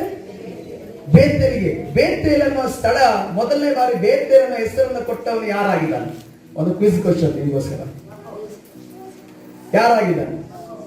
ಯಾಕೋಬನಾಗಿದ್ದಾನೆ. ಹಲ್ಲೆಲೂಯಾ. ಯಾಕೋಬನ ಮೊದಲನೇ ಬಾರಿ ಬೇತೇಲ್ ಅನ್ನೋ ಆ ಒಂದು ಸ್ಥಳಕ್ಕೆ, ಲೂಸ್ ಎಂಬ ಸ್ಥಳಕ್ಕೆ ಅದನ್ನು ಬೇತೇಲ್ ಎಂದು ಕರೀತಾರೆ. ಬೇತೇಲ್ ಅಂದರೆ ಅರ್ಥ ಏನಾಗಿದೆ? ಅರ್ಥ ಏನಾಗಿದೆ? ಅದನ್ನ ದೇವರ ಮನೆ ಎಂದು ಕರೆಯುತ್ತಾರೆ. ಹಲ್ಲೆಲೂಯಾ. ಅಲ್ಲಿ ಎಲ್ಲಿ ಬರೆಯಲ್ಪಟ್ಟಿದೆ? ಆದಿಕಾಂಡ 28ನೇ ಅಧ್ಯಾಯ 17ನೇ ವಚನ. ಆದಿಕಾಂಡ 28ನೇ ಅಧ್ಯಾಯ 17ನೇ ವಚನ. ಅದು ನನಗೆ ತಿಳಿಯದೆ ಹೋಯಿತು ಅಂದುಕೊಂಡು ಭಯಪಟ್ಟವನಾಗಿ, ಈ ಸ್ಥಳವು ಎಷ್ಟೋ ಭಯಂಕರವಾದದ್ದು, ಇದು ದೇವರ ಮನೆಯೇ ಹೊರತು ಬೇರೆಯಲ್ಲ, ಇದು ಪರಲೋಕದ ಬಾಗಿಲು ಎಂದು ಹೇಳಿದನು. ಹಲ್ಲೆಲೂಯಾ. ಕರ್ತನ ಪರಿಶುದ್ಧ ನಾಮಕ್ಕೆ ಸ್ತೋತ್ರವಾಗಲಿ. ಬೇರೆ ನಾವು ದೇವರ ಪ್ರಸನ್ನತೆ ಮಧ್ಯದಲ್ಲಿ ಇರುವವರಾಗಿರಬೇಕು. ಹಲ್ಲೆಲೂಯಾ. ಯಾವ ರೀತಿಯಲ್ಲಿ ಈ ಒಂದು ಬೇತೇಲ್ ಅನ್ನುವ ಸ್ಥಳಕ್ಕೆ ಎಲಿಷನನ್ನ ಕರೆದುಕೊಂಡು ಹೋಗ್ತಾ ಇದ್ದನೋ, ತನ್ನ ಶಿಷ್ಯರನ್ನ ಕರೆದುಕೊಂಡು ಹೋಗ್ತಾ ಇದ್ದನೋ, ನಮ್ಮ ಯಜಮಾನ, ನಮ್ಮ ಗುರು ಆಗಿರುವಂತ ಯೇಸು ಕ್ರಿಸ್ತನು ನಮ್ಮನ್ನು ಎಲ್ಲಿ ಕರೆದುಕೊಂಡು ಹೋಗ್ತಾ ಇದ್ದಾನೆ? ನೀನು ದೇವರ ಪ್ರಸನ್ನತೆ ಮಧ್ಯದಲ್ಲಿ ಇರಬೇಕು, ನೀನು ಆರಾಧನೆ ಮಾಡುವವನಾಗಿರಬೇಕು, ನೀನು ಪ್ರಾರ್ಥನೆ ಮಾಡುವವನಾಗಿರಬೇಕು, ನೀನು ಪ್ರತಿದಿನವೂ ವಾಕ್ಯವನ್ನ ಓದುವವನಾಗಿರಬೇಕು ಎಂದು ಕರ್ತನೆ ಹೇಳ್ತಾ ಇದ್ದಾರೆ. Hallelujah, hallelujah. ಯಾಕಂದ್ರೆ ನೋಡುವಾಗ ಅನೇಕ ನಮಗೆ ಸಂಸಾರದಲ್ಲಿ ಅನೇಕ ಆಗು ಹೋಗುಗಳಿದೆ, ಕಷ್ಟಗಳಿರ್ತವೆ, ನೋವುಗಳಿರ್ತವೆ, ಇಕ್ಕಟ್ಟುಗಳಿರ್ತವೆ. ಇಕ್ಕಟ್ಟುಗಳಿದ್ರೂ ಕೂಡ ಪ್ರಾಣ ಹೋಗುವಂತ ಕಷ್ಟ ಇಲ್ಲಲ್ಲ. ಎಸ್ತೇರಳಿಗೆ ನೋಡುವಾಗ ಆಕೆಗೆ ಯಾವ ಪರಿಸ್ಥಿತಿ ಬಂತು? ಪ್ರಾಣ ಹೋಗುವಂತ ತನ್ನ ಜನರಿಗೋಸ್ಕರ ಆಕೆ ರಾಜನ ಮುಂದೆ ಒಂದು ಅಪ್ಪಣೆಯನ್ನು ಕೇಳಬೇಕಿತ್ತು. ಆ ಅಪ್ಪಣೆಯನ್ನು ಕೇಳಬೇಕು. ಒಂದು ವೇಳೆ ಆ ರಾಜನ ಸಿಟ್ಟುಗೊಂಡಿದ್ದರೆ ಆ ಎಸ್ತೇರಳ ಪ್ರಾಣ ಅಲ್ಲಿ ಹೋಗ್ತಾ ಇತ್ತು. ಆ ಪ್ರಾಣ ಹೋಗುವಂತ ಪರಿಸ್ಥಿತಿ ಇದ್ದರೂ ಕೂಡ ಆ ಎಸ್ತೇರಳು ರಾಜನ ಮುಂದೆ ಹೋಗುವುದನ್ನ ನಾವು ನೋಡ್ತಾ ಇದ್ದೇವೆ. ಆದ್ರೆ ಪ್ರಾಣದ ಭಯ ತನಕ ನಮಗೇನು ಶೋಧನೆ ಇಲ್ಲಲ್ಲ. ಇವತ್ತಿನ ದಿವಸ ದೇವರ ಪ್ರಸನ್ನತೆಯಲ್ಲಿ ನಾವು ಮಧ್ಯದಲ್ಲಿ ಇರಬಹುದಲ್ಲ, ಕರ್ತನ ಸನ್ನಿಧಾನ ನಾವು ಆರಾಧನೆ ಮಾಡಬಹುದಲ್ಲ, ಕರ್ತನ ವಾಕ್ಯವನ್ನು ನಾವು ಓದಬಹುದಲ್ಲ. ಹಲ್ಲೆಲೂಯಾ. ಮರಿಯಳನ್ನು ನೋಡುವಾಗ ಆ ಮಾರ್ತಳು ಗಡಿಬಿಡಿ ಮಾಡ್ತಾ ಇದ್ದಾರೆ, ಅದು ಮಾಡಬೇಕು ಇದು ಮಾಡಬೇಕು ಅಂತ ಅನ್ಕೊಳ್ಳೋ ಸ್ತ್ರೀಯರೇ, ನಾವು ಕೂಡ ಅನೇಕ ಜನರು ನೀವೆಲ್ಲರೂ ಗಡಿಬಿಡಿ ಮಾಡಬಹುದು. ಅದು ಕೆಲಸ ಮಾಡೋದಕ್ಕಿದೆ, ಅಲ್ಲಿ ಮಾಡ್ಲಿಕ್ಕಿದೆ, ಇಲ್ಲಿ ಹೋಗ್ಲಿಕ್ಕಿದೆ ಅನ್ನೋ ರೀತಿಯಲ್ಲಿ ಮಾಡಬಹುದು. ಆದ್ರೆ ಮರಿಯಳು ಆಕೆ ಯೇಸುವಿನ ಪಾದಡಿಯಲ್ಲಿ ಕುಳಿತದ್ದಳೆ ಎಂದು ನಾವು ನೋಡ್ತಾ ಇದ್ದೇವೆ. ಯೇಸುವಿನ ಪಾದಡಿಯಲ್ಲಿ ಕುಳಿತುಕೊಂಡು ಆಕೆ ದೇವರ ವಾಕ್ಯವನ್ನ ಕೇಳುತ್ತಿದ್ದಳು. ಇದು ಹೇಗೆ ಸಾಧ್ಯವಾಯಿತು? ಮರಿಯಳಿಗೆ ಅದು ಸಾಧ್ಯ ಆಗಿರುವುದಾದ್ರೆ, ಎಸ್ತೇರಳಿಗೆ ಅದು ಸಾಧ್ಯವಾಗಿರುವುದಾದ್ರೆ, ಅವರು ಕೂಡ ಸರ್ವಶಕ್ತನಾದ ದೇವರನ್ನ ಆರಾಧನೆ ಮಾಡುವರು. ನಾವು ಕೂಡ ಸರ್ವಶಕ್ತನಾದ ದೇವರನ್ನ ಯೇಸುವನ್ನ ಆರಾಧನೆ ಮಾಡುವರು. ಇದು ನಮಗೂ ಸಾಧ್ಯ ಪ್ರಿಯರೇ. ಹಲ್ಲೆಲೂಯಾ. ಆ ರೀತಿಯ ನಿರ್ಧಾರವನ್ನು ಕೈಗೊಳ್ಳುವಂತ ಸ್ತ್ರೀಯರು ಈ ಸಮಯದಲ್ಲಿ ಈ ಸಭೆಯಲ್ಲಿ ಇದ್ದಾರೆ. ಹಲ್ಲೆಲೂಯಾ. ಸಭೆಯಲ್ಲಿ ಇರುವುದಾದ್ರೆ ಗಟ್ಟಿಯಾಗುವುದು. ಹಲ್ಲೆಲೂಯಾ. ಹಲ್ಲೆಲೂಯಾ. ಕರ್ತನ ಪರಿಶುದ್ಧ ನಾಮಕ್ಕೆ ಸ್ತೋತ್ರವಾಗಿ. ಕರ್ತನ ಸನ್ನಿಧಾನದಲ್ಲಿ ನಾವು ತದನಂತರ ಮತ್ತೆ ಎರಡನೇ ಅರಸುಗಳ ಪುಸ್ತಕ 2ನೇ ಅಧ್ಯಾಯಕ್ಕೆ ಬರೋಣ. 4ನೇ ವಚನವನ್ನ ಓದಿಕೊಳ್ಳೋಣ. 4ನೇ ವಚನ. ಅಲ್ಲಿಗೆ ಹೋಗ್ಬೇಕು ಅಂತ ಹೇಳಿದ್ದಾರೆ, ಯೆರಿಕೋವಿಗೆ ಹೋಗ್ಬೇಕಾದ್ರೆ. ಯೆರಿಕೋ ಪಟ್ಟಣದಲ್ಲಿ ಏನ್ ನಡೀತಪ್ಪ? ಯೆರಿಕೋ ಪಟ್ಟಣದಲ್ಲಿ ಏನ್ ನಡೀತು? ಯೆರಿಕೋ ಪಟ್ಟಣದಲ್ಲಿ ನೋಡುವಾಗ, ಯೆರಿಕೋ ಎಲ್ಲಿ ಬಂತು ನೋಡುವಾಗ, ಯೆಹೋಶುವನು ವಾಗ್ದಾನ ದೇಶಕ್ಕೆ ಇಸ್ರೇಲನ್ನ ಕರೆದುಕೊಂಡು ಹೋಗುವಾಗ ಏನಡ್ಡ ಬಂತು? ಯೆರಿಕೋ ಕೋಟೆ ಅಡ್ಡ ಬರುವಂತ ಸಂದರ್ಭದಲ್ಲಿ ಯೆಹೋಶುವನ ಪುಸ್ತಕ 6ನೇ ಅಧ್ಯಾಯ 2ರಿಂದ 5 ವಚನಗಳನ್ನು ನೋಡುವಾಗ ಏನಾಗ್ತಾ ಇದೆ? ಯೆರಿಕೋ ಕೋಟೆ 6 ರಥಗಳು ಓಡಾಡುವಂತ ಅಗಲವುಳ್ಳಂತ ಕೋಟೆಯನ್ನ ಈಗ ಒಡೆದುರುಳಿಸಿ ಆ ಜನರ ಪ್ರದೇಶವನ್ನ ಈ ಇಸ್ರೇಲ್ ತಮ್ಮದಾಗಿಸಿಕೊಳ್ಳಬೇಕು ಅಂತಂದ್ರೆ ಯಾವ ಒಂದು ಹಾರೆಯಿಂದ ಆಗಲಿ, ಯಾವ ಪಿಕಾಸಿಯಿಂದ ಆಗಲಿ, ಯಾವುದೋ ಒಂದು ಅಸ್ತ್ರದಿಂದ ಆಗಲಿ ಅದನ್ನು ಒಡೆದುರುಳಿಸಕ್ಕೆ ಸಾಧ್ಯವಾಗ್ತಾ ಇರಲಿಲ್ಲ. ಅದಕ್ಕೆ ದೇವರು ಏನೊಂದು ಐಡಿಯಾವನ್ನು ಕೊಡ್ತಿದ್ದಾರೆ, ಏನನ್ನು ಕೊಡ್ತಿದ್ದಾರೆ ಅಂತ ನೋಡುವಾಗ, ನೀವು 7 ದಿವಸಗಳ ಕಾಲ ಅದರ ಸುತ್ತಲೂ ನಡಿಬೇಕು. ಏನ್ ಮಾಡಬೇಕು? ಸ್ತುತಿ ಆರಾಧನೆಯನ್ನ ಮಾಡಬೇಕು. ನೀವು ನಂಬಿಕೆಯಿಂದ ನಡಿಬೇಕು ಅನ್ನೋ ರೀತಿಯಲ್ಲಿ ಕರ್ತನು ಅಲ್ಲಿ ಹೇಳುತ್ತಿರುವುದನ್ನು ನಾವು ನೋಡ್ತೇವೆ. ಹಲ್ಲೆಲೂಯಾ. ಕರ್ತನ ಪರಿಶುದ್ಧ ನಾಮಕ್ಕೆ ಸ್ತೋತ್ರವಾಗಲಿ. ಇಲ್ಲಿ ಎಲೀಷನು ಯೆರಿಕೋ ರೀತಿಯ ಒಂದು ಅನುಭವವನ್ನ ಶಿಷ್ಯತ್ವದಲ್ಲಿ ಆತನ ಅನುಭವಿಸ್ತಾ ಇದ್ದಾನೆ. ಇವತ್ತಿನ ದಿವಸ ನೀವು ಕೂಡ ದೇವರ ಸನ್ನಿಧಾನದಲ್ಲಿ ಇರುವಂತ ಕ್ರಿಸ್ತನಲ್ಲಿ ನಂಬಿಕೊಂಡು ಬಂದಿರುವಂತವರು ನಂಬಿಕೆಯ ನಡೆ ಇಡುವಂತ ಪರಿಸ್ಥಿತಿ ಇರಬಹುದು. ಪರಿಸ್ಥಿತಿಗಳು ಅಲ್ಲೋಲ ಕಲ್ಲೋಲವಾಗಿರುತ್ತೆ. ಯಾವುದೇ ಕಾರಣಕ್ಕೂ ಪರಿಸ್ಥಿತಿಯನ್ನು ಬದಲಾಯಿಸಬೇಕಾಗುವುದಿಲ್ಲ. ಅಸಾಧ್ಯವಾದ ಕಾರ್ಯ ನಿಮ್ಮ ಮುಂದೆ ಇದೆ. ಅದೇ ರೀತಿ ಇಸ್ರೇಲರ ಮುಂದೆ ಕೂಡ ಯೆರಿಕೋ ಕೋಟೆಯದು ಅಸಾಧ್ಯವಾದ ಕಾರ್ಯವಾಗಿದ್ದು, ಆದರೂ ದೇವರು ಹೇಳಿದ ಮಾತನ್ನವರು ನಂಬಿದರು ಮತ್ತು ನಂಬಿಕೆಯ ಹೆಜ್ಜೆಯನ್ನು ಹಾಕಿದರು ಎಂದು ನಾವು ನೋಡ್ತಾ ಇದ್ದೇವೆ. ಹಲ್ಲೆಲೂಯಾ. ರಕ್ತಕುಸುಮ ರೋಗಿ ಪ್ರಿಯರೇ, ಆಕೆ ನಂಬಿಕೆಯನ್ನು ಹೆಜ್ಜೆಯನ್ನು ಹಾಕಿದಳು. 12 ವರ್ಷಗಳಿಂದ ಆ ರಕ್ತಕುಸುಮ ರೋಗಿ ತನ್ನ ದೇಹದಲ್ಲಿ ಬಾಧೆಯನ್ನು ಅನುಭವಿಸುತ್ತಿದ್ದಾಳೆ. ಎಲ್ಲ ವೈದ್ಯರ ಬಳಿ ಹೋಗಿದ್ದಾಳೆ, ಅನೇಕ ಖರ್ಚುಗಳನ್ನು ಮಾಡಿದ್ದಾಳೆ. ಈಗ ಅವಳ ಹತ್ರ ಒಂದೇ ಒಂದು ಐಡಿಯಾ ಇದೆ, ಒಂದೇ ಒಂದು ಬಾಗಿಲು ಇದೆ. ಅದು ಯೇಸು ಎಂಬ ಬಾಗಿಲು. ಯೇಸುವಿನ ಬಳಿ ಆಕೆ ಬರ್ತಾ ಇದ್ದಾಳೆ. ಆಕೆಗೆ ದೇಹದಲ್ಲಿ ಶಕ್ತಿ ಇಲ್ಲ, ಆದ್ರೂ ಕೂಡ ಬರ್ತಾ ಇದ್ದಾಳೆ. ಬಂದು ಅವಳು ಏನನ್ನ ಅಂದುಕೊಳ್ತಾರೆ ಅಂತ ನೋಡುವಾಗ, ನನ್ನ ಯೇಸುವಿನ ಬಟ್ಟೆಯ ಗೊಂಡೆಯನ್ನ ನಾನು ಮುಟ್ಟಿದರೆ ಸಾಕು, ನಾನು ಸ್ವಸ್ಥನಾಗ್ತೇನೆ. ಹಲ್ಲೆಲೂಯಾ. ಇವತ್ತಿನ ಯೇಸುವಿನ ಬಟ್ಟೆಯನ್ನ, ದೇವರ ಪ್ರಸನ್ನತೆಯನ್ನ, ದೇವರ ಮಹಿಮೆಯನ್ನು ಮುಟ್ಟುವಂತ ಸ್ತ್ರೀಯರು ಇಲ್ಲಿದ್ದೀರೋ? ಈ ಸಮಯದಲ್ಲಿ ದೇವರ ಪ್ರಸನ್ನದಲ್ಲಿ ಕುಳಿತು ದೇವರ ಸನ್ನಿಧಾನದಲ್ಲಿ ನಂಬಿಕೆಯ ನಡೆಯನ್ನು ಮಾಡುವಂತ, ನನಗೆ ಆಶೀರ್ವಾದನೆ ಆಗಿಲ್ಲ, ನನಗೆ ಬಿಡುಗಡೆನೇ ಆಗಿಲ್ಲ, ಅನಾರೋಗ್ಯ ಇದೆ ಅನ್ನೋದನ್ನ ಹೇಳಿಕೊಂಡು ನಾವು ಮನೆಯಲ್ಲಿ ಕೂರ್ತೇವೋ ಅಥವಾ ನಂಬಿಕೆಯಿಂದ ನಾವು ಸಭೆಗೆ ಬರುತ್ತೇವೋ? ಇವತ್ತಿನ ದಿವಸ ಆಲೋಚನೆ ಮಾಡ್ರಿ ಪ್ರಿಯರೇ. ಹಲ್ಲೆಲೂಯಾ. ನಮಗೆ ನಂಬಿಕೆಯ ನಡೆ ಮಾಡಿಕೊಂಡು ನಾವು ಸಭೆಗೆ ಬರುವುದಾದ್ರೆ ನಿನ್ನ ಆ ಒಂದು ಸ್ವಸ್ಥತೆ ಈ ದಿವಸ ಕರ್ತನು ಮಾಡುವಾತನಾಗಿದ್ದಾನೆ. ಕರ್ತನ ಬಿಡುಗಡೆಯನ್ನು ಕೊಡುವಾತನಾಗಿದ್ದಾನೆ. ಕರ್ತನು ನಿನ್ನನ್ನು ಮುಟ್ಟುವಾತನಾಗಿದ್ದಾನೆ. ಹಲ್ಲೆಲೂಯಾ. ಹಲ್ಲೆಲೂಯಾ. ಆ ನಂಬಿಕೆ ಹೆಜ್ಜೆಯನ್ನು ಇಟ್ಟಂತ ಇನ್ನೊಬ್ಬ ಸ್ತ್ರೀಯನ್ನು ನಾವು ನೋಡ್ತಾ ಇದ್ದೇವೆ. ಕಾನಾನ್ಯ ಸ್ತ್ರೀ ಬರ್ತಾ ಇದ್ದಾಳೆ. ಆಕೆ ಅನ್ಯ ದೇಶಸ್ಥಳಾಗಿದ್ದಾಳೆ. ಆಕೆ ಮಗಳು ಅಸ್ವಸ್ಥಳಾಗಿದೆ, ದೆವ್ವ ಪೀಡಿತಳಾಗಿದ್ದಾಳೆ. ಆ ದೆವ್ವ ಪೀಡಿತಳಾದಂತ ಕಾನಾನ್ಯ ಸ್ತ್ರೀ ಏನಂತ ಇದ್ದಾಳೆ? ನನ್ನನ್ನು ದಾವೀದ ಕುಮಾರನೇ ಎಂದು ಕೂಗ್ತಾ ಇದ್ದಾಳೆ. ನನ್ನನ್ನು ಕರುಣಿಸು, ಕರುಣೆ ಇಡು ಎಂದು ಕೂಗ್ತಾ ಇದ್ದಾಳೆ. ನನ್ನ ಮಗಳು ದೆವ್ವದಿಂದ ಪೀಡಿತಳಾಗಿದ್ದಾಳೆ ಎಂದು ಹೇಳುವಂತ ಸಂದರ್ಭದಲ್ಲಿ ಅಲ್ಲಿ ಶಿಷ್ಯರು ಏನ್ ಮಾಡ್ತಾರೆ? ಆಕೆಯನ್ನು ಕಳಿಸ್ಬಿಡು ಕಳಿಸ್ಬಿಡು ಕರ್ಕೊಂಡು ಹೇಳ್ತಾ ಇದ್ದಾರೆ. ಆದ್ರೆ ಆಕೆ ಸುಮ್ಮನೆ ಇರ್ತಾ ಇಲ್ಲ, ಮುಂದೆ ಬರ್ತಾ ಇದ್ದಾಳೆ, ಓಡಿ ಬರ್ತಾ ಇದ್ದಾಳೆ. ಓಡಿ ಬಂದು ಆಕೆ ಹೇಳ್ತಾ ಇದ್ದಾಳೆ, ನನ್ನನ್ನು ನೀನು ಕರುಣಿಸು, ನನ್ನ ಮಗಳನ್ನು ನೀನು ಸ್ವಸ್ಥ ಮಾಡಬೇಕು ಎಂದು ಹೇಳುವಾಗ ಯೇಸು ಅಲ್ಲಿ ಒಂದು ಮಾತನ್ನು ಹೇಳ್ತಾರೆ. ಮತ್ತಾಯನ ಸುವಾರ್ತೆ 15ನೇ ಅಧ್ಯಾಯ 24ನೇ ವಚನ. ಆದರೆ ಆತನು ಪ್ರತ್ಯುತ್ತರವಾಗಿ, ಮತ್ತಾಯನ ಸುವಾರ್ತೆ 15ನೇ ಅಧ್ಯಾಯ 24ನೇ ವಚನ, ಆದರೆ ಆತನು ಪ್ರತ್ಯುತ್ತರವಾಗಿ, ತಪ್ಪಿಸಿಕೊಂಡ ಕುರಿಗಳಾಗಿರುವ ಇಸ್ರಾಯೇಲ್ ಮನೆತನದವರ ಬಳಿಗೆ ಮಾತ್ರ ನಾನು ಕಳುಹಿಸಲ್ಪಟ್ಟಿದ್ದೇನೆ ಅಂದನು. 25ನೇ ವಚನ, ಆಗ ಆಕೆಯು ಬಂದು ಆತನನ್ನು ಆರಾಧಿಸಿ, ಕರ್ತನೇ ನನಗೆ ಸಹಾಯ ಮಾಡು ಎಂದು ಕೇಳಿಕೊಂಡಳು. ಆ 26ನೇ ವಚನ, ಆದರೆ ಆತನು ಪ್ರತ್ಯುತ್ತರವಾಗಿ, ಮಕ್ಕಳ ರೊಟ್ಟಿಯನ್ನು ತಕ್ಕೊಂಡು ನಾಯಿಗಳಿಗೆ ಹಾಕುವುದು ಸರಿಯಲ್ಲ ಎಂದು ಹೇಳಿದನು. ಆಗ ಆಕೆಯು, ಕರ್ತನೇ ಅದು ನಿಜವೇ, ಆದರೂ ನಾಯಿಗಳು ತಮ್ಮ ಯಜಮಾನನ ಮೇಜಿನಿಂದ ಬೀಳುವ ರೊಟ್ಟಿ ತುಂಡುಗಳನ್ನ ತಿನ್ನುತ್ತವಲ್ಲ ಅಂದಳು. ಹಲ್ಲೆಲೂಯಾ. ಇದನ್ನು ಕೇಳಿದರೆ, ಓ ಸ್ತ್ರೀಯೇ, ನಿನ್ನ ನಂಬಿಕೆಯು ದೊಡ್ಡದು, ನೀನು ಇಷ್ಟಪಟ್ಟಂತೆಯೇ ನಿನಗಾಗಲಿ ಎಂದು ಹೇಳಿದನು. ಹಲ್ಲೆಲೂಯಾ. ಕರ್ತನ ಪರಿಶುದ್ಧ ನಾಮಕ್ಕೆ ಸ್ತೋತ್ರವಾಗಲಿ. ಈ ನಂಬಿಕೆಯ ನಡೆ ನಮ್ಮಲ್ಲಿ ಉಂಟಾ ಬೇರೆ? ಈ ನಂಬಿಕೆ ಕಾನಾನ್ಯ ಸ್ತ್ರೀಯಲ್ಲಿದ್ದಂತ ಆ ಸ್ವಸ್ಥತೆಯನ್ನ ಕಂಡುಕೊಳ್ಳುವಂತ, ಆ ರಕ್ಷಣೆಯನ್ನ ಗಟ್ಟಿಪಡಿಸಿಕೊಳ್ಳುವಂತ, ದೇವರಿಗೋಸ್ಕರ ಜೀವಿಸುವಂತ ಆ ಒಂದು ನಂಬಿಕೆ ನಮ್ಮಲ್ಲಿರುವುದಾದ್ರೆ ಕರ್ತನು ಕೂಡ ನಿಮ್ಮನ್ನ, ನಿಮ್ಮ ಕುಟುಂಬವನ್ನ, ನಿಮ್ಮ ಗಂಡನನ್ನ, ಹೆಂಡತಿಯನ್ನ, ನಿಮ್ಮ ಒಂದು ಮಕ್ಕಳನ್ನ ಆಶೀರ್ವಾದ ಮಾಡುವಾತನಾಗಿದ್ದಾನೆ, ಸ್ವಸ್ಥ ಮಾಡುವಾತನಾಗಿದ್ದಾನೆ. ಹಲ್ಲೆಲೂಯಾ. ಕರ್ತನ ಪರಿಶುದ್ಧ ನಾಮಕ್ಕೆ ಸ್ತೋತ್ರವಾಗಲಿ. ಈ ಯೆರಿಕೋ ಕೋಟೆಯ ನಂತರ ಎಲಿಷನು ಮತ್ತು ಎಲಿಯನು ಹೇಳ್ತಾ ಇದ್ದಾನೆ, ನಾನು ಯೋರ್ದಾನಿಗೆ ಹೋಗಬೇಕು ಅಂತ ಅನ್ಕೊಂಡು ಹೇಳ್ತಾನೆ. ವಾಕ್ಯ ಹೋಗೋದು ಬೇಡ, ನಾನು ಹಾಗೆ ಹೇಳ್ತೇನೆ, ಯೋರ್ದಾನಿಗೆ ಹೋಗೋಣ ಅನ್ನೋ ರೀತಿ. ಆವಾಗ ಎಲಿಷನು ಹೇಳ್ತಾನೆ, ನಾನು ಅಲ್ಲಿಗೂ ಬರ್ತೀನಿ, ನಾನು ನಿನ್ನನ್ನು ಬಿಡೋದಿಲ್ಲ, ನಾನು ನಿನ್ನ ಶಿಷ್ಯನಾಗಿದ್ದೀನಿ, ಯಜಮಾನನೇ, ಗುರುವೇ, ನಾನು ನಿನ್ನನ್ನು ಬಿಡೋದಿಲ್ಲ ಅಂತ ಹೇಳುವಾಗ ಅಲ್ಲಿರುವಂತ ಜನರು ಏನಂತ ಇದ್ದಾರೆ, ಈಗ ಎಲಿಯನು ಆತನು ಸುರಿಗಾರಿಯ ಮುಖಾಂತರವಾಗಿ ಆತನು ಸ್ವರ್ಗಾರೋಹಣ ಆಗ್ಲಿಕ್ಕಿದ್ದಾನೆ, ನೀನೇನ್ ಮಾಡ್ತಾ ಇದೀಯ, ಇಲ್ಲಿಗೆ ಸುತ್ತಾಡ್ತಾ ಇದೆಯಲ್ಲ ಅನ್ನೋದು ಹೇಳುವಾಗ ಅದನ್ನ ಏನಂತ ಇದ್ದಾನೆ ಗೊತ್ತುಂಟು, ಸುಮ್ಮನಿರ್ರಿ. ಹಲ್ಲೆಲೂಯಾ.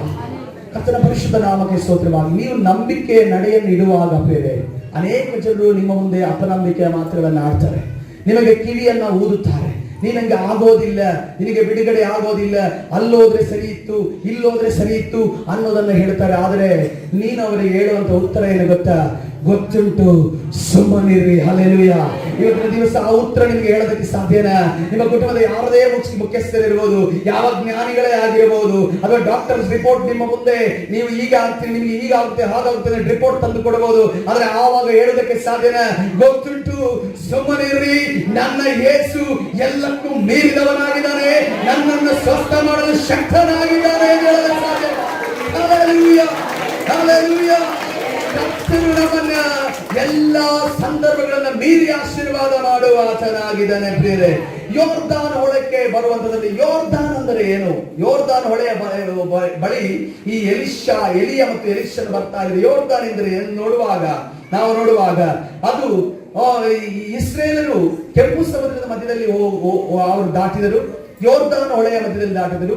ಇದು ಒಂದು ದೀಕ್ಷಾಸ್ನಾನಕ್ಕೆ ಸಾಂಕೇತಿಕವಾಗಿದೆ. ಈ ದೀಕ್ಷಾಸ್ನಾನದ ಸಮಯದಲ್ಲಿ ಆ ಸಂಸ್ಕಾರದಲ್ಲಿ ನಾವೇನ್ ಮಾಡ್ತಾ ಇದ್ದೇವೆ?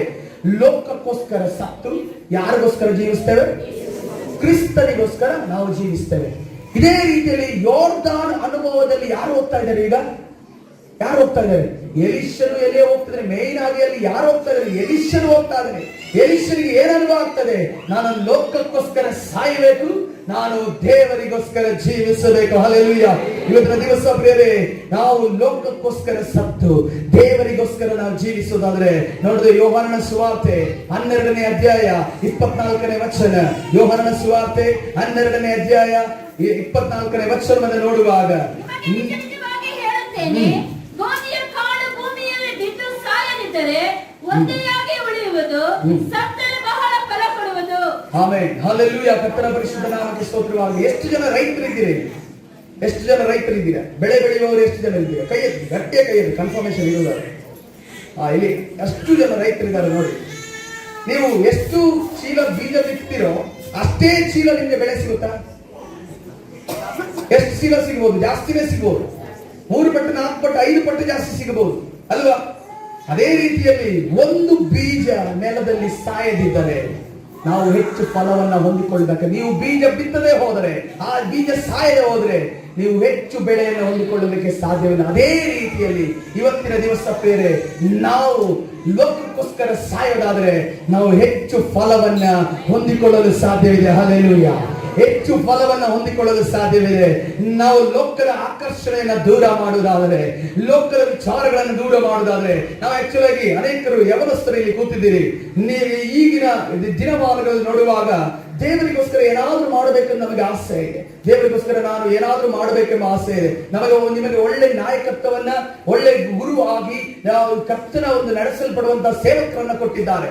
ಅವರ ಒಂದು ನಾಯಕತ್ವ, ಅವರ ಒಂದು ಇನ್ಸ್ಟ್ರಕ್ಷನ್, ಸಲಹೆ, ಸೂಚನೆ ನಿಮಗಿದೆ. ಆದ್ರೆ ಅನೇಕ ಬಾರಿ ನೋಡುವಾಗ ನನಗೆ ವೇಗವಾಗಿ ಬೆಳೆಯಬೇಕು, ನಾನು ವೇಗವಾಗಿ ಪ್ರಸಿದ್ಧತೆಗೆ ಬರಬೇಕು, ನಾನು ಇದರ ಮುಖಾಂತರವೇ ಸಂಪಾದನೆ ಮಾಡ್ಕೋಬೇಕು, ಹಣವನ್ನ ಸಂಪಾದನೆ ಮಾಡಬೇಕು, ಈ ರೀತಿಯಲ್ಲಿ, ಅಥವಾ ಯೂಟ್ಯೂಬ್ ಅಲ್ಲಿ ಅನೇಕ ಸಬ್ಸ್ಕ್ರೈಬರ್ಸ್ ಬರಬೇಕು, ಲೈಕ್ಸ್ ಬರಬೇಕು, ವ್ಯೂಸ್ ಬರಬೇಕು ಅನ್ನುವ ರೀತಿಯಲ್ಲಿ ಆಲೋಚನೆ ಮಾಡುವಂತ ಯವನಸ್ಥರೇ ಈಗ ಜಾಸ್ತಿ ಆಗಿದೆ. ಆತ್ಮ ಭಾರವುಳ್ಳಂತ, ನಶಿಸಿ ಹೋಗುವಂತ ಆತ್ಮಗಳನ್ನ ರಕ್ಷಣೆ ಮಾಡುವಂತ, ಲೋಕಕ್ಕೋಸ್ಕರ ಸತ್ತಿರುವಂತ ಯವನಸ್ಥರು ಕಡಿಮೆ ಆಗಿರೋದ್ರೆ ನಾನು ನಿರೀಕ್ಷಿಸ್ತೇನೆ ಈ ಸಭೆಯಿಂದ ಲೋಕಕ್ಕೋಸ್ಕರ ಸತ್ತಿರುವಂತ ನಾನು ಯವನಸ್ಥರನ್ನ ಕಾಣಲು ಬಯಸುತ್ತೇನೆ. ಪ್ರಿಯ ಹಲ್ಲೆಲೂಯಾ. ನಮಗೆ ಹಿರಿಯ ಸೇವಕರಾಗಿ 40 ವರ್ಷಗಳ 3 ವರ್ಷಗಳ ಕಾಲ ಸೇವೆ ಮಾಡೋದಂದ್ರೆ ಪ್ರಿಯರೇ, ಕೆಲವರ ಸೇವೆಗಳು 1 ವರ್ಷದಲ್ಲಿ 2 ವರ್ಷದಲ್ಲಿ ಕೊನೆ ಆಗಿರೋದಿದೆ. ಅವರು ದೇವರಿಗೆ ಬಿಟ್ಟು ಹೋಗಿ ನಮ್ಮ ಸಭೆಯಲ್ಲೇ ಒಬ್ರು ಸೇವೆಗೆ ತಂದ್ಕೊಂಡು ಹೋದ್ರು. ಸೇವೆಗೆ ಓದಿದ ಬೈಬಲ್ ಕಾಲೇಜಲ್ಲಿ ಅವರು ಓದ್ತಾ ಇದ್ರು. ಬೈಬಲ್ ಕಾಲೇಜಲ್ಲಿ ಓದ್ತಿದ್ದಂತ ವ್ಯಕ್ತಿ 2 ವರ್ಷಗಳಲ್ಲೇ ರಿಟರ್ನ್ ಆಗಿ ಮತ್ತೆ ಅದೇ ಹಳೆ ಜೀವಿತಕ್ಕೆ ಹೋಗಿದ್ದಾರೆ, ಕುಡುಕತನಕ್ಕೆ ಬಿದ್ದಿದ್ದಾರೆ. ಯಾಕೆ? ಆ ಒಂದು ಸಂಸ್ಥೆಯವರು ಏನು ಮಾಡೋದು ಅಂದ್ರೆ, ಆತನು ಇನ್ನೂ ಸಿದ್ಧನಾಗಿಲ್ಲ, ಆತನಿಗೆ ನಿಲ್ಲಿಸಿಬಿಟ್ಟು ಅದರಿಗೆ ಸಂದೇಶ ಹೇಳುವುದಕ್ಕೆ, ಎಲ್ಲ ಕಾರ್ಯಗಳನ್ನ ಮಾಡುವುದಕ್ಕೆ ಮುಂದಾಲೋಚಿಸಿ ಬಿಟ್ಟರು. ಎಕ್ಸ್ಪೀರಿಯನ್ಸ್ ಇಲ್ಲ, ಅನುಭವ ಇಲ್ಲದೆ ಬಿಟ್ಟಂತ ಕಾರಣ ಅವರು ಸೋತು ಹೋಗಿದ್ದನ್ನು ನಾವು ನೋಡ್ತೇವೆ. ಹಲ್ಲೆಲೂಯಾ. ಇವತ್ತಿನ ದಿವಸ ಲೋಕಕ್ಕೋಸ್ಕರ ಸತ್ತು ಈ ಒಂದು ದೇವರಿಗೋಸ್ಕರ ಜೀವಿಸುವಂತ, ಆತ್ಮಗಳು ಹೋಗುವಾಗ ಅವರಿಗೋಸ್ಕರ ಕಣ್ಣೀರು ಸುರಿಸುವಂತ, ಅವರಿಗೋಸ್ಕರ ಪ್ರಾರ್ಥನೆ ಮಾಡುವಂತ, ಅವರಿಗೋಸ್ಕರ ತವಕ ಪಡುವಂತ, ಅವರು ನಮ್ಮ ಸಭೆಗೆ ಬರಬೇಕು, ನಮ್ಮ ಸಭೆಯಲ್ಲಿ ನಿಲ್ಲಬೇಕು, ಆರಾಧನೆಯಲ್ಲಿ ಭಾಗಿಯಾಗಬೇಕು, ರಕ್ಷಣೆ ಹೊಂದಬೇಕು ಅನ್ನುವಂತ ತವಕ ನಮಗೆ ಯಾರಿದೆ ಪ್ರಿಯರೇ? ಹಲ್ಲೆಲೂಯಾ. ಇವತ್ತಿನ ದಿವಸ ಆ ತವಕ ಈ ಸತ್ಯ ಸಭೆಯಲ್ಲಿ ಉಂಟಾಗಬೇಕು. ಹಲ್ಲೆಲೂಯಾ. ಈ ಸತ್ಯ ಸಭೆಯಲ್ಲಿ ಉಂಟಾಗಬೇಕು ಪ್ರಿಯರೇ. ಕರ್ತನ ಸರಿದಾಗ ನಾನು ಕೂಡ ಯಾವನಸ್ತ ಪ್ರಿಯರೇ, ನಾವು ಕೂಡ ನಮ್ಮ ಬೇರೆಯವರನ್ನು ನೋಡುವಾಗ ನಾವು ಮಾಡಬೇಕು, ಅನೇಕ ಕಾರ್ಯಗಳನ್ನ ಮಾಡಬೇಕು ಅಂತ ಅನ್ಕೊಂಡು ಇದ್ದಾಗಲೂ ಕೂಡ ನಮ್ಮ ತಲೆಯ ಮೇಲೆ ನಮ್ಮ ಪಾಸ್ಟರ್ಮ ಅವರನ್ನ ಕೊಟ್ಟಿದ್ದಾರೆ. ಪಾಸ್ಟರ್ ಅವರು ಏನು ಹೇಳ್ತಾರೋ ನಾವು ಅದನ್ನೇ ಮಾಡುದು. ಅದಕ್ಕೋಸ್ಕರವಾಗಿ ಆಶೀರ್ವಾದದಿಂದ 9 ವರ್ಷಗಳ ಕಾಲ ಸೇವೆಯಲ್ಲಿ ಹಾಗೆ ಇದ್ದೀವಿ. ಆದ್ರೆ ಅನೇಕ ಜನರು ನನ್ನ ಹಾಗೆ ಸೇವೆಗೆ ಬಂದ್ರು, ಒಂದು ನಾಯಕತ್ವದ ಅಡಿಗಿದ್ರು, ಸೇವಕರಾಗಿದ್ರು. ಆದ್ರೆ ಏನೋ ಒಂದು ಆ ಮಾತುಗಳನ್ನು ಹೇಳುವಂತಹ ಸಂದರ್ಭದಲ್ಲಿ ಆ ಘಟನೆಯನ್ನು ನೆನೆಸಿಕೊಂಡು ನಾವು ದೂರ ಹೋಗಬಾರದು ಪ್ರಿಯರೇ. ಸೈತಾನ ಆ ಕಾರ್ಯವನ್ನು ಮಾಡಿದ್ದಾರೆ. ಅದಕ್ಕೋಸ್ಕರವಾಗಿ ನಾವು ಮತ್ತೆ ತಿರುಗಿ ಬರೋಣ. ದೇವರು ಈಗಲೂ ಕೂಡ ನಿಮ್ಮನ್ನ ಪ್ರೀತಿಸುವ ಆತನಾಗಿದ್ದಾನೆ. ಸಭೆ ಈಗಲೂ ಕೂಡ ನಿಮ್ಮನ್ನ ಪ್ರೀತಿಸುವಂತದ್ದಾಗಿದೆ. ಕರ್ತನು ಈಗಲೂ ನಿಮ್ಮನ್ನ ನಡೆಸುವಂತದ್ದಾಗಿದೆ. Hallelujah, hallelujah. ಅದಕ್ಕೋಸ್ಕರವಾಗಿ ದೇವರ ಹಸ್ತದ ಕೆಳಗೆ, ತಾಳಗಳ ಹಸ್ತಗಳಿಗೆ ನಾವು ಕಾಯೋದಾದರೆ ದೇವರು ನಮ್ಮನ್ನ ಉದ್ಧಾರ ಮಾಡುವ ಆತನಾಗಿದ್ದಾನೆ. ನಾವು ಅಪೊಸ್ತಲರ ಕೃತ್ಯದಲ್ಲಿ ತಬಿತಳನ್ನು ನೋಡುವಾಗ ಹಾಗೆ ಸತ್ತು ಹೋಗಿದ್ದಾಳೆ. ಸತ್ತು ಹೋದಂತ ವ್ಯಕ್ತಿಗಳು, ಅಳುವಂತ ವ್ಯಕ್ತಿಗಳು ಏನ್ ಹೇಳ್ತಾ ಇದ್ದಾರೆ ಅಂತಂದ್ರೆ, ಆಕೆಯ ಒಳ್ಳೆಯ ಕಾರ್ಯಗಳನ್ನ ಹೇಳ್ತಾ ಇದ್ದಾರೆ. ಶರೀರ ಸತ್ತು ಹೋಗಿದೆ, ಎಲ್ಲರೂ ಅಳ್ತಾ ಇದ್ದಾರೆ, ಎಲ್ಲರೂ ಆಕೆ ದಿನ ಮುಗಿದೋಯ್ತು ಅಂತ ಹೇಳ್ತಾರೆ. ಆದ್ರೆ ಒಂದು ದಿನ ಮುಗಿದು ಹೋಗಿಲ್ಲ. ಆಕೆ ಮಾಡಿದಂತ ಒಳ್ಳೆ ಕಾರ್ಯಗಳು, ದೈವಿಕ ಕಾರ್ಯಗಳು ಅದು ಎಂದೂ ಮುಗಿದು ಹೋಗಿಲ್ಲ ಎಂದು ನಾವು ನೋಡ್ತಾ ಇದ್ದೇವೆ. ಇವತ್ತಿನ ದಿವಸ ಪ್ರಿಯರೇ, ಈ ಶರೀರ ಸತ್ತು ಹೋಗಬಹುದು, ಆದರೆ ನಾವು ದೇವರಿಗೆ ವಿಧೇಯರಾಗಿ, ನಮಗೆ ಕೊಟ್ಟಂತ ಸಭಾಪಾಲಕರಿಗೆ ವಿಧೇಯರಾಗಿ ನಾವು ನಡೆಯುವುದಾದರೆ ನಮ್ಮ ಒಳ್ಳೆಯ ಕಾರ್ಯಗಳು ಅದು ಸತ್ತು ಹೋಗೋದಿಲ್ಲ, ಅದು ಜೀವಂತವಾಗಿರುತ್ತೆ. ಅದನ್ನ ಇಲ್ಲಿ ಜನರು ಮಾತ್ರವಲ್ಲ, ಇಡೀ ಪಟ್ಟಣವೇ ನೆನೆಸ್ತದೆ. ಹಲ್ಲೆಲೂಯಾ. ಪಟ್ಟಣವೇ ನೆನೆಸ್ತದೆ.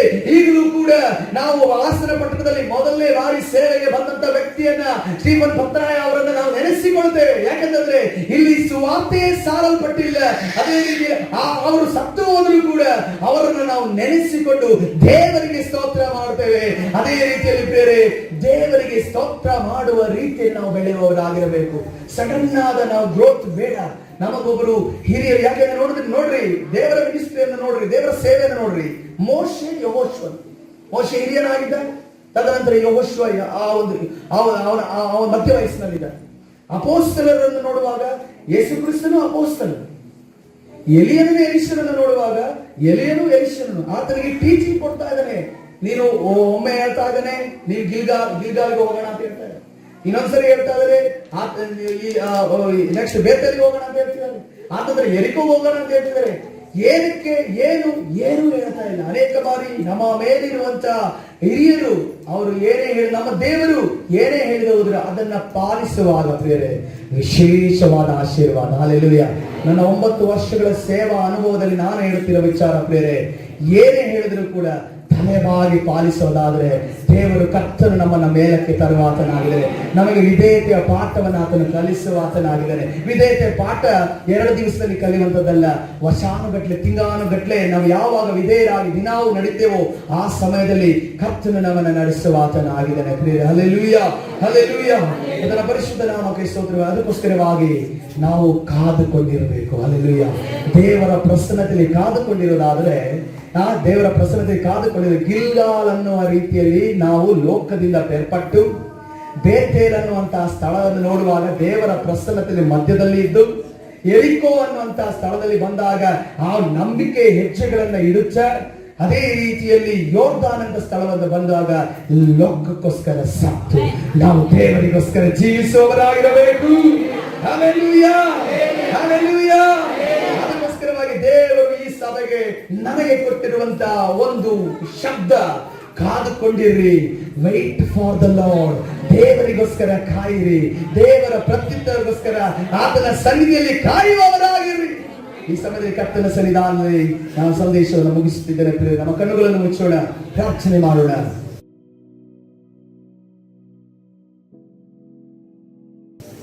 ಪರಿಶುದ್ಧನಾದ ದೇವರೇ, ನಿನ್ನ ನಾಮಕ್ಕೆ ಸ್ತೋತ್ರವಾಗಲಿ. ಕರ್ತನೆ, ನಿನ್ನ ಸನ್ನಿಧಿಯಲ್ಲಿ ಬಂದಿರುವಂತಹ ಕರ್ತನೆ ಈ ಸ್ತ್ರೀಯರು, ಯವನಸ್ಥರು, ಕರ್ತನೆ ಎಲ್ಲರನ್ನ ಕರ್ತನೆ ಹಿರಿಯರು, ವೃದ್ಧರು, ಮಕ್ಕಳು ಎಲ್ಲರೂ ನಿನ್ನ ಕರಗಳಿಗೆ ಒಪ್ಪಿಸ್ತಾ ಇದ್ದೇನೆ. ನಾವು ಸೇವಕರನ್ನು ಕೂಡ ನಿನ್ನ ಕರಗಳಿಗೆ ಒಪ್ಪಿಸ್ತಾ ಇದ್ದೇನೆ. ಸತ್ವ ಕರ್ತನೆ, ನಿನ್ನ ಸನ್ನಿಧಿಯಲ್ಲಿ ಕಾದುಕೊಂಡಿದ್ದು ಕರ್ತನೆ ರಾಜ, ಕರ್ತನೆ ನಾವು ಕರ್ತನೆ ಈ ಲೋಕದಿಂದ ಬೇರ್ಪಟ್ಟು ಕರ್ತನೆ ರಾಜ, ನಾವು ನಿನ್ನ ಪ್ರಸನ್ನತೆ ಮಧ್ಯದಲ್ಲಿ ನಂಬಿಕೆಯ ನಡೆಯನ್ನು ಇಡುವ ಹಾಗೆ ಕರ್ತನೆ, ಅದೇ ರೀತಿಯಲ್ಲಿ ಸ್ವಾಮಿ ಪರಿಶುದ್ಧನಾದ ದೇವರೇ ಕರ್ತನೆ, ನಿನ್ನ ಕರ್ತನೆ ರಾಜ ಈ ಲೋಕಕ್ಕೋಸ್ಕರ ಸತ್ತು ನಿನಗೋಸ್ಕರ ಜೀವಿಸುವಾಗ ಕರ್ತನೆ ಈ ಪಟ್ಟಣವನ್ನು ನಾವು ವಶ ಮಾಡುವವರಾಗಿರುತ್ತೇವೆ. ನಮ್ಮ ಕುಟುಂಬಗಳನ್ನು ನಾವು ವಶ ಮಾಡುವವರಾಗಿರುತ್ತೇವೆ. ನಮ್ಮ ಗಂಡಂದಿರನ್ನು ನಾವು ವಶ ಮಾಡುವವರಾಗಿರುತ್ತೇವೆ. ನಮ್ಮ ಹೆಂಡತಿಯರನ್ನು ನಾವು ವಶ ಮಾಡುವವರಾಗಿದ್ದೇವೆ. ನಮ್ಮ ಸ್ವಂತ ಜೀವಿತವನ್ನು ನಾವು ನಿನಗೆ ಸಮರ್ಪಿಸುವವರಾಗಿದ್ದೇವೆ ಸ್ವಾಮಿ. ಕರ್ತನೆ, ಇವರ ಕುಟುಂಬಗಳಲ್ಲಿ ಕರ್ತನೆ ರಕ್ಷಣೆಗೆ ಬರುವುದಕ್ಕೆ ಯಾರಿಗೆ ಅಡ್ಡಿ ಇದೆಯೋ ಆ ಎಲ್ಲಾ ಸೈತಾನನ ಕಾರ್ಯಗಳನ್ನ ನಜರೇತಿನ ಯೇಸುವಿನ ನಾಮದಲ್ಲಿ ಬಂಧಿಸಿ ಮುರಿದಾಡ್ತಾ ಇದ್ದಾರೆ. ಬಿಡುಗಡೆ ಉಂಟು ಮಾಡು ಸ್ವಾಮಿ. ಎಲ್ಲರನ್ನ ಆಶೀರ್ವದಿಸು, ನೀನು ತಾನೇ ನಡೆಸು ಕರ್ತನೆ. ಈ 43 ವರ್ಷಗಳ ಕರ್ತನೆ ವಾರ್ಷಿಕೋತ್ಸವ ಸಂದರ್ಭದಲ್ಲಿ ಈ ಮೊದಲನೇ ದಿವಸದಲ್ಲಿ ನಿನ್ನ ಸಾನ್ನಿಧ್ಯವರನ್ನು ನಡೆಸ್ತಿರೋದುಂಟು. 2 ದಿವಸಗಳ ಕಾಲ ಕೂಡ ಕರ್ತನೆ ದೈವ ಸೇವಕರು, ಘನ ಸೇವಕರುಗಳ ಮುಖಾಂತರವಾಗಿ ನಿನ್ನ ಸಾನ್ನಿಧ್ಯವರನ್ನು ನಡೆಸುವುದಾಗಲಿ, ಉಜ್ಜೀವನಗೊಳಿಸುವುದಾಗಲಿ, ಬಲಪಡಿಸುವುದಾಗಲಿ ಕರ್ತನಾದ ಯೇಸು ಸ್ವಾಮಿ ಹೆಸರಲ್ಲಿ ಪ್ರಾರ್ಥಿಸಿ ಹೊಂದಿಕೊಳ್ತೇನೆ. ಜೀವವುಳ್ಳ ತಂದೆ, ಆಮೆನ್.